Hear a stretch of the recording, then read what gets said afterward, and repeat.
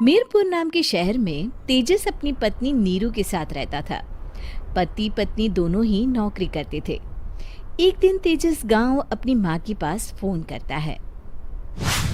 Hello, प्रणाम माँ। जीते रहो माँ, तुम दादी बनने वाली हो हैं? अरे वाह, ठीक है बेटा, मैं कल ही आती हूँ। जब माँ जी शहर पहुंची तो बेटे बहू ने बहुत अच्छे से स्वागत किया।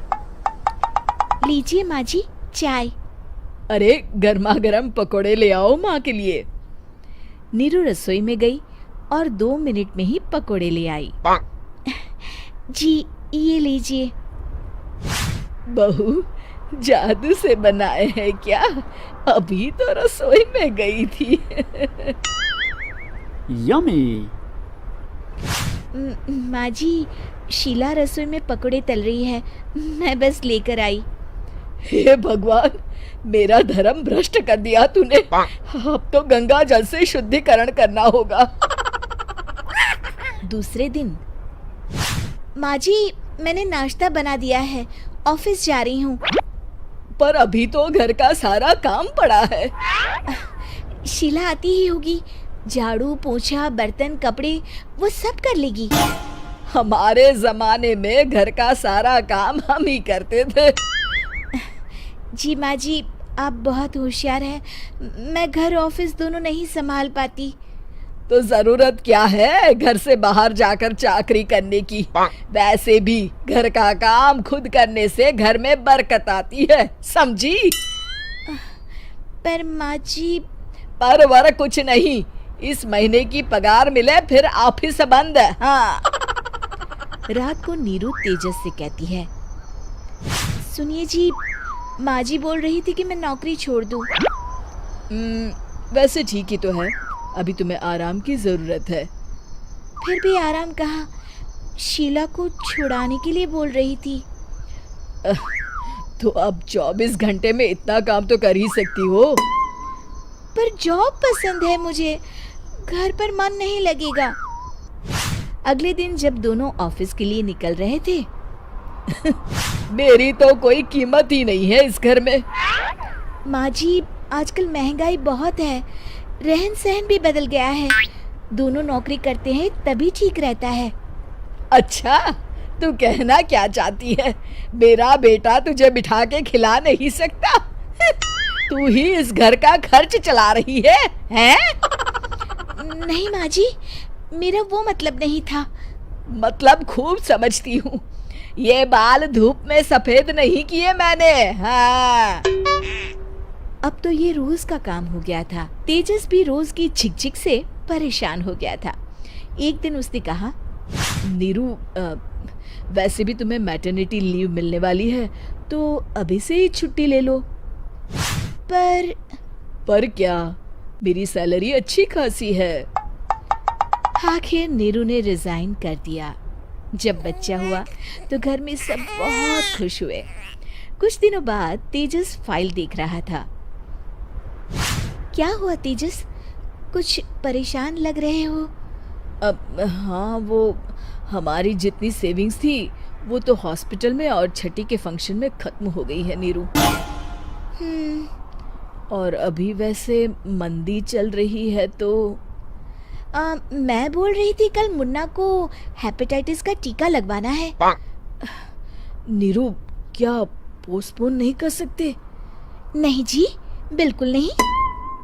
अब तेजस को समझ में आ रहा था कि उससे गलती हुई है।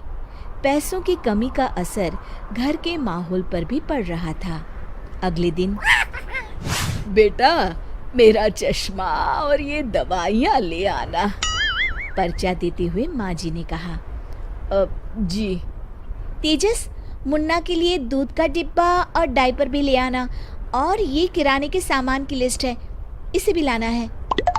तेजस गुस्से में लिस्ट मरोड़कर फेंकता है और चिल्लाता है, पैसे क्या पेड़ पर उगते हैं? ये ले आना, वो ले आना। अरे पर ये जरूरत का सामान ही है। वो गुस्से में बिना कुछ कहे ऑफिस चला गया। अरे लंच तो ले जाइए। नीरू दौड़कर डिब्बा पकड़ाती है। एक दिन खाना खाने के बाद, नीरू,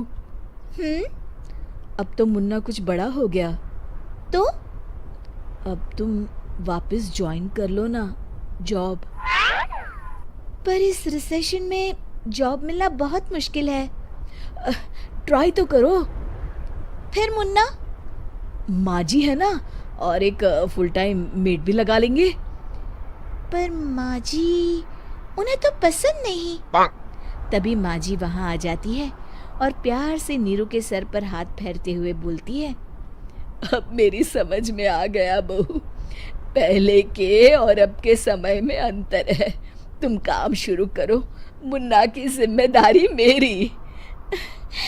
मेरी प्यारी माँ जी। ये कहकर नीरू उनके गले लग गई। शिक्षा, परिवर्तन संसार का नियम है, हमें भी समय के साथ चलना चाहिए। कपड़े धोने वाली बहू। शादी के पहले से ही विभा को कपड़े धोने का बड़ा शौक था। कभी नल के नीचे तो कभी तालाब के पास। अरे मेरी नीली वाली लुंगी नहीं दिख रही है। विभा की अम्मा, कहाँ रखी है लुंगी? अरे वो तो विभा ने परसों ही धोकर रखी थी आपकी अलमारी में, देखो वहीं होगी। वो ना मैंने आज धो दी, मुझे लगा कि गंदी हो गई होगी। अरे कैसे गंदी हो गई थी, उसे तो मैंने पहना भी नहीं। हे भगवान, इस लड़की के कपड़े धोने की आदत से परेशान हो गया हूँ मैं। जितना तो घर में राशन नहीं आता, उससे कहीं ज्यादा डिटर्जेंट पाउडर का खर्चा है। इसकी शादी करवा दो, शादी। जाए अपने घर में ही करे काम, फिर चाहे घर के कपड़े धोने हो या पूरे गांव के। हाँ ठीक बोल रही हूँ, देखता हूँ मैं कोई लड़का। वो दिन भी आ जाता है जब विभा को देखने लड़के वाले आ जाते हैं। लड़की मुझे अच्छी लगी। होने वाली सास कहती है, बेटी अगर कुछ पूछना है तो पूछ लो। वैसे तो हमारी लड़की बहुत ही शर्मीली है, जो बोल दो वो मान लेती है, इसे क्या पूछना होगा। अरे कैसी बात कर रही हो माँ, मुझे इन लोगों के घर रहना है, सवाल तो कई है। हाँ हाँ बेटा, पूछ लो ना, क्या पूछना है। आप लोगों के घर कपड़े कौन धोता है? सास का मुंह बन जाता है। देखो, अगर तुम ये कहना चाहती हो कि तुम्हें कपड़े धोने नहीं आते तो सुन लो, कपड़े मैं ही धोती हूँ, लेकिन तुम्हारे आ जाने के बाद मैं रुमाल तक नहीं धोऊंगी। अरे चुप रहना भाग्यवान, बहू बेचारी घर आई नहीं, उसे डराना शुरू कर दिया। वो क्या है ना बिटिया, अभी तक तो ये कल्लू की माँ ही धोती थी, लेकिन अब तुम्हारे पापा तो दहेज में वॉशिंग मशीन देंगे ही। तभी विभा की माँ बोल पड़ती है, सवाल भी पूछा तो क्या। वैसे भाई साहब, मशीन की तो फिर भी कपड़े धोने की कैपेसिटी होती है। मतलब जो बिटिया दे रहे हैं ना विभा, इसे कपड़े धोने का बहुत शौक है। ये आप लोगों के क्या, आस पड़ोस गांव मोहल्ले सबके कपड़े धो दे और उफ तक ना करे। बाहर देखा नहीं आपने कितने कपड़े सूख रहे हैं, सब हमारी बिटिया ने ही तो धोए हैं। बस भी करो ना माँ, शर्म आ रही इतनी तारीफ सुनकर। और तो और एक दाग निकाल कर दिखाओ तो मान जाओ। हाँ अच्छा, माफ करना बेटा, मैंने गलत समझा, हमें तो रिश्ता बहुत पसंद है। और ऐसे जुड़ जाता है रिश्ता कपड़े धोने का शौक रखने वाली विभा का। उसकी शादी हो जाती है कोयला फैक्ट्री में काम करने वाले कल्लू के साथ। शादी के बाद अचानक विभा चिल्लाती हुई सास के पास आती है, सासू माँ, अरे सासू माँ कहाँ है आप? ये तो धोखा है, धोखा दिया आप लोगों ने मुझे। इसे ससुर के चक्कर के बारे में पता चल गया। अरे तो उसमें तुझे क्यों धोखा मिला है? अरे नल में पानी नहीं आता, कपड़े कैसे कब धुलेंगे? अच्छा, तू पानी नहीं आ रहा उसकी बात कर रही है। तो आपने क्या सोचा? कुछ नहीं।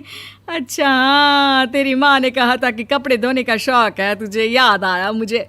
शौक बोलकर कपड़े धोने वाले मेरे जुनून को कम ना आके सासू माँ, कपड़ा धोना मेरा गुरूर है।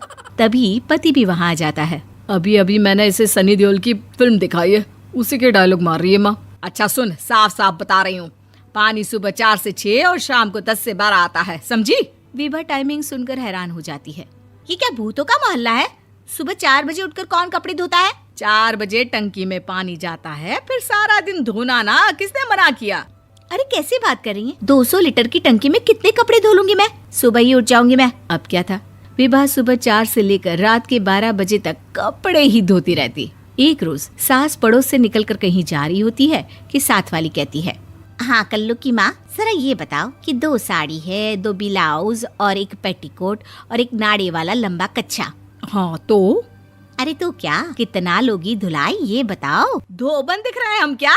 हमारे पति सरकारी नौकरी से अभी अभी रिटायर हुए हैं और बेटा सुपरवाइजर है कोयला फैक्ट्री में। धोबन समझ रखा है हमें। हाय रे कल्लू की अम्मा, माफ कर दो, वो तो मोहल्ले में यही सब बता रहे थे कि तुमने बहू को कपड़ा धुलवाने के काम में लगा दिया है। सास को पड़ोसन की बात सुनकर गुस्सा आ जाता है। वो घर पहुंचती है जहां घर के बाहर ही इतने सारे कपड़े सूख रहे होते हैं जितने कि किसी धोबन के घर पर। अरे ओ कल्लू की दुल्हन, बाहर निकल। माँ जी यहीं आ जाओ, बाथरूम में चादर धो रहे हैं हम। अरे अभी हम धोते हैं, तुमको बाहर निकलो। ये आस पड़ोस वाले बोल रहे हैं कि हम बहू से कपड़े धुलवा कर उसे कपड़ा धोने वाली बना दिए हैं। अरे छोड़ो ना माँ जी, किन लोगों की बातों में आती हो। आस पास के लोगों का तो काम ही होता है कि वो किसी तरह सास बहू को लड़ा दे। बहू सारे घर के कपड़े धोती है, ये क्या कम है? बोलिए। सास को भी लग जाता है कि वो बहू का ये सनकीपन नहीं छुड़वा सकती, इससे अच्छा है कि खुद ही चुप हो जाए। एक रोज सास और बहू मंदिर जाते हैं जहाँ सास की साड़ी वहाँ खड़ी भीख मांगने वाली से मिलती है। माँ जी क्या बात है, आपकी साड़ी उस भिखारन से कितनी मिल रही है ना? हाँ देखो तो दोनों की साड़ी मिल रही है। क्या बात है कल्लू की अम्मा, तुम खुद को तो अफसर की बीवी बताती हो और ऐसी सिंपल सी प्लेन साड़ी पहनकर घूमती हो। सिंपल और प्लेन नहीं है ये साड़ी। तो क्या सोने के धागे से फूल बने हैं? कुछ भी सासू माँ, कुछ भी। हाँ बने थे इस साड़ी में सोने के धागे से फूल। मेरे पति लेकर आए थे मद्रास से स्पेशली मेरे लिए 10,000 की। ताहे भाई साहब इस भिखारन के लिए भी सेम टू सेम साड़ी लेकर आए होंगे 10,000 की। सास उस वक्त कुछ नहीं कहती, लेकिन बहू के साथ घर आती है और अलमारी से एल्बम निकाल कर लाती है। ये साड़ी देख रही है, ये वही साड़ी है जिसे मैंने अभी पहना था। इस साड़ी में ये जो चमकदार फूल दिख रहे हैं ना, ये सोने के धागों से काटे गए हैं। लेकिन तू लोकल वॉशिंग मशीन ब्रश से घिस घिस कर सारे फूलों को निकाल कर साड़ी प्लेन कर दी। मुझे माफ कर दीजिए सासू माँ। और तो और, जब मैंने तुझे तेरी गलती के लिए कुछ नहीं कहा, लेकिन तूने तो सबके सामने मेरा मजाक ही बना दिया। क्यों? बहू को समझ में आ जाता है कि अब से उसका कपड़े धोना। उम्मीद है कि आपको हमारी ये कहानी पसंद आई होगी। कृपया हमारे चैनल को सब्सक्राइब करें और सभी अपडेट्स के लिए बेल आइकन जरूर क्लिक करें। और हाँ, वीडियो लाइक और शेयर करना मत भूलिएगा। Bye bye.